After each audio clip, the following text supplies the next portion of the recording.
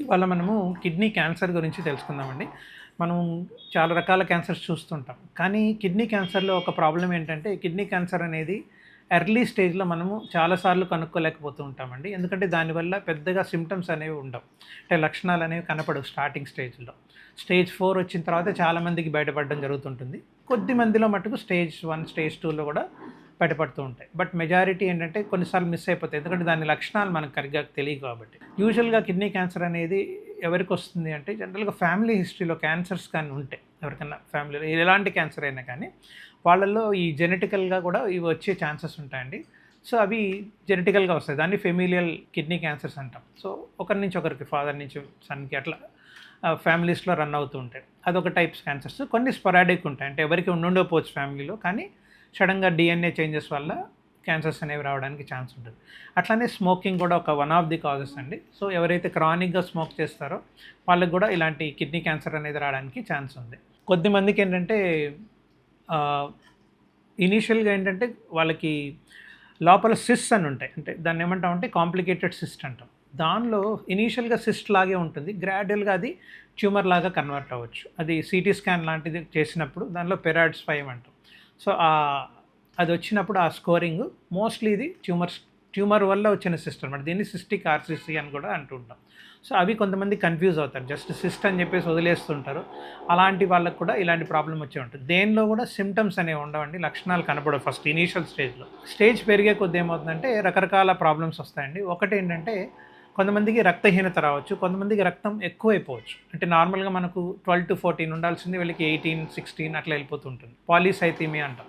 తర్వాత లేని blood pressure కొంతమందికి ఎక్కువ రావచ్చు. సడన్గా బీపీ షూటప్ అవుతుంది. ఇదొకటి కారణం. అండ్ మూడోది ఏంటంటే దీనివల్ల కాల్షియం అనేది కూడా పెరుగుతుంది బ్లడ్లో కొంతమందికి. దానివల్ల ఏమవుతుందంటే కొన్నిసార్లు స్టోన్స్ రావడం కానీ లేకపోతే కీళ్ళ నొప్పులు అవన్నీ కూడా రావడం జరుగుతుంటుంది. సో ఇవి కొన్ని మనకు కిడ్నీకి సంబంధించిన క్యాన్సర్కి సంబంధించిన లక్షణాలు. అవి కాకుండా ఒక 10%, 20% కేసెస్లో ఏంటంటే మూత్రంలో సివియర్ బ్లీడింగ్ కూడా రావచ్చు. అవి కొంచెం రేరు బట్ కొన్నిసార్లు రావచ్చండి. అండ్ ఇవన్నీ కాకుండా కొన్నిసార్లు పక్కలో పెద్ద గడ్డలాగా మనకు గ్రాడ్యువల్‌గా పెరగడం కనిపిస్తుంది. సో అది కొద్ది నెలల్లోనే తొందరగా పెరిగి అది స్టేజ్ 1 నుంచి స్టేజ్ 4కి వెళ్ళిపోయే రిస్క్ ఉంటుంది. సో ఎంత తొందరగా మనకు అది కానీ డౌట్ వచ్చినప్పుడు ఇమీడియట్‌గా వెళ్ళి యూరాలజిస్ట్‌ని సంప్రదిస్తే మనకు ఆ ట్యూమర్ అనేది పెరగకుండా ఎర్లీ స్టేజ్‌లో ఉంటే మేము క్యూర్ చేయడానికి కూడా వీలవుతుంది. సో ఎవరికైనా ఇలాంటి డౌట్ వచ్చినప్పుడు పక్కలో ఏదైనా చిన్న గడ్డలాగా అనిపించినా లేకపోతే మూత్రంలో ఇట్లా బ్లీడింగ్ అయినా, బ్లడ్ ప్రెషర్ సడన్‌గా రైజ్ అయినా లేకపోతే కొంతమందికి ఏంటంటే ఇవి స్ప్రెడ్ అయిన తర్వాత వచ్చే లక్షణాలు ఏంటంటే కిడ్నీ క్యాన్సర్‌లో బోన్ పెయిన్స్ రావచ్చు, లేకపోతే బ్రెయిన్‌లో ట్యూమర్స్ కానీ వెళ్తే సడన్‌గా హెడేక్ రావడము ఇట్లాంటి సిమ్టమ్స్ ఉంటాయండి. అట్లే లంగ్‌లో ప్రాబ్లమ్ వచ్చి లంగ్‌లోకి వెళ్ళినప్పుడు దానివల్ల ఆయాసం రావడం, కొంచెం దూరం నడిచినా కూడా ఊపిరి అందకపోవడం ఇవన్నీ కూడా ఉంటాయి. తర్వాత ఏమవుతుందంటే కిడ్నీ క్యాన్సర్ జనరల్‌గా వన్ సైడెడే ఉంటుందండి. బట్ ఫ్యామిలీస్‌లో ఎవరికైతే రన్ అవుతూ ఉంటుందో వాళ్ళకి ఏంటంటే 2 పక్కల కూడా ట్యూమర్స్ వస్తాయి. చాలా సార్లు చూసాం. సో మల్టిపుల్ ప్లేసెస్‌లో కూడా ఉంటాయి. ఒక చోటే ఉండదు ట్యూమర్. కిడ్నీ అంతా కూడా 4, 5 చోట్లలో అది స్ప్రెడ్ అయ్యే ఛాన్స్ ఉంటుంది. సో ఇవి కొంచెం రిస్క్ ఉన్నవండి. అండ్ ఇవి మగవాళ్ళలో కొంచెం ఎక్కువగా వస్తుంటాయి ఆడవాళ్ళ మీద. అండ్ ఈ కిడ్నీ క్యాన్సర్ మనం కన్ఫర్మ్ చేసుకోవడానికి ఎట్లా? ఈ లక్షణాలైతే ఇవి ఉంటాయండి. బట్ స్ట్రెయిట్ ఫార్వర్డ్‌గా అందరికీ ఉండకపోవచ్చు. అందుకనే స్క్రీనింగ్ అనేది ఫ్యామిలీలో ఎవరికన్నా ఉంటే ప్రాబ్లము తప్పకుండా సీటీ స్కాన్ అనేది డెఫినెట్‌గా 40 ఇయర్స్ ఆ టైంలో స్క్రీనింగ్ అనేది అయితే చేయాల్సి ఉంటుందండి. ఇది చిన్నవాళ్ళలో కూడా రావచ్చు. బట్ యూజువల్లీ ఒక 40 పైన వాళ్ళకి ఎక్కువ వస్తుంటుంది. 40 ఇయర్స్ దాటిన తర్వాతే వస్తుంది. సో దీనికేంటంటే కన్ఫర్మేటరీ టెస్ట్ ఏంటంటే మనం కాంట్రాస్ట్ ఎన్హాన్స్ సీటీ స్కాన్ అని ఉంటుంది అబ్డామిన్. అది చేసినప్పుడు మనకు కిడ్నీలో క్యాన్సర్ ఎక్కడుంది, ఒక సైడే ఉందా, 2 పక్కల ఉందా, ఉంటే ఒక చోటే ఉందా, 2, 3 చోట్ల కూడా స్ప్రెడ్ అయ్యి ఉందా, and size of the tumour చాలా ఇంపార్టెంట్ అండి. జనరల్‌గా 7 సెంటీమీటర్స్ కంటే తక్కువ ఉంటే మనం కిడ్నీని సేవ్ చేయడానికి వీలవుతుంది. దాన్ని ఎర్లీ స్టేజ్ ట్యూమర్ అంటాం, స్టేజ్ 1 అంటాం.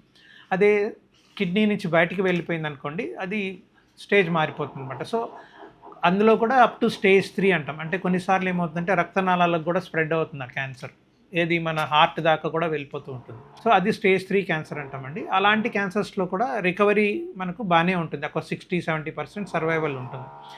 ఇది కాకుండా మనకు మల్టిపుల్ మెటాస్టేసిస్ అనమాట. అంటే బాడీలో అంతా స్ప్రెడ్ అయిపోతే దాన్ని స్టేజ్ 4 డిజీజ్ అంటాం. దానిలో మటుకు సర్వైవల్ రేట్ చాలా తక్కువ ఉంటుందండి. ఎక్కువ రోజులు వీళ్ళు జీవితం ఉండదు. అంటే అరౌండ్ ఒక 1 ఇయర్ మ్యాక్సిమం వీళ్ళు జీవించగలరు. సో, అందుకని ఏంటంటే ఇలాంటి క్యాన్సర్స్ మనం ముందు జాగ్రత్తగా స్క్రీనింగ్‌లో అట్‌లీస్ట్ 40 ఏళ్ళు పైబడిన వాళ్ళందరూ కూడా ఫస్ట్ ఒక అల్ట్రాసౌండ్ స్కానింగ్ ఇవి చెక్ చేయించుకొని, అందులో గాని ఏదైనా డౌట్ వచ్చినప్పుడు ఇమ్మీడియేట్‌గా ఈ కాంట్రాస్ట్ సిటీ స్కాన్ చేసుకొని, దానిలో మనకు ఈ క్యాన్సర్ అనేది డెఫినిట్‌గా మాకు సిటీ స్కాన్‌లో కన్ఫర్మేషన్ వస్తుందండి. దాన్ని బట్టి మేము ఎళ్లి ఇమ్మీడియేట్‌గా సర్జరీ గాని చేస్తే చాలామందికి ఎర్లీ స్టేజెస్‌లో అయితే మేము ఓన్లీ ట్యూమర్ వరకే తీసేస్తాం అనమాట. దాన్ని పార్షియల్ నెఫ్రెక్టమీ అంటాం. సో, అది అడ్వాంటేజ్. లేట్ అయ్యే కొద్దీ కిడ్నీ మొత్తం రిమూవ్ చేయాల్సిన అవసరం ఉంటుంది. అండ్ ఇది మనకు సిటీ స్కాన్ అండి. ఇది కాకుండా మనకు స్ప్రెడ్ అయిందా లేదా తెలుసుకోవడానికి మనము whole body PET CT scan అని ఉంటుంది. అదొకటి చేసి మనకి ఇంకెక్కడైనా స్ప్రెడ్ అయిందా ఇక్కడ కాకుండా అది చెక్ చేసుకుంటామండి. ఇన్ కేస్ కిడ్నీకే కన్ఫైన్ అయితే మటుకు డెఫినెట్‌గా నేను చెప్పినట్టు దానికి ట్రీట్మెంట్స్ ఉంటాయి. దాన్ని రాడికల్ నెఫ్రెక్టమీ అంటాం. లాప్రోస్కోపిక్‌గా చేయొచ్చు, రోబోటిక్‌గా చేయొచ్చు. రకరకాల ప్రొసీజర్స్ ఉన్నాయి సో, దీంతో కంప్లీట్‌గా క్యూర్ చేయొచ్చండి. స్టేజ్ 1 అయితే. స్టేజ్ 1, స్టేజ్ 2 కూడా. బట్ బియాండ్ దట్ అంటే కిడ్నీ నుంచి బయటికి వెళ్ళిపోయిన వాటిలో మటుకు దాన్ని మేము కంప్లీట్‌గా ట్యూమర్ రిమూవ్ చేయగలుగుతాము. స్టిల్ రికరెన్స్ రేట్ అనేది ఒక 20-30% రావడానికి ఛాన్స్ ఉంటుంది. స్టేజ్ 4లో మటుకు ఎటువంటి ఛాన్సే లేదు. అంటే సర్వైవల్ అనేది అన్‌ఫార్చునేట్‌లీ కిడ్నీ క్యాన్సర్స్ ఏంటంటే ఈ కీమోథెరపీ గానీ, లేకపోతే ఈ రేడియోథెరపీ కానీ చాలా రెస్పాన్స్ ఆల్మోస్ట్ పూర్ అండి. ఏమి ఉండవు, రెస్పాన్స్ తక్కువ ఉంటాయి. అందుకని ఈ మధ్య కొద్దిగా ఇమ్యూనోథెరపీస్ అవి ఇస్తున్నారు. దానివల్ల కూడా కొంచెం ఇంప్రూవ్ అవ్వడానికి ఛాన్స్ ఉంటుంది. ఇంటర్ఫెరాన్స్ అని, ఇంటర్‌ల్యూకిన్స్ అని ఇస్తున్నారు. సో, కొన్ని లేటెస్ట్‌గా కొన్ని కీమోథెరపీస్ కూడా వచ్చాయి. కానీ లైఫ్ ప్రొలాంగేషన్ అనేది ఎక్కువగా లేదండి. Only quality of life improve చేస్తున్నాయి.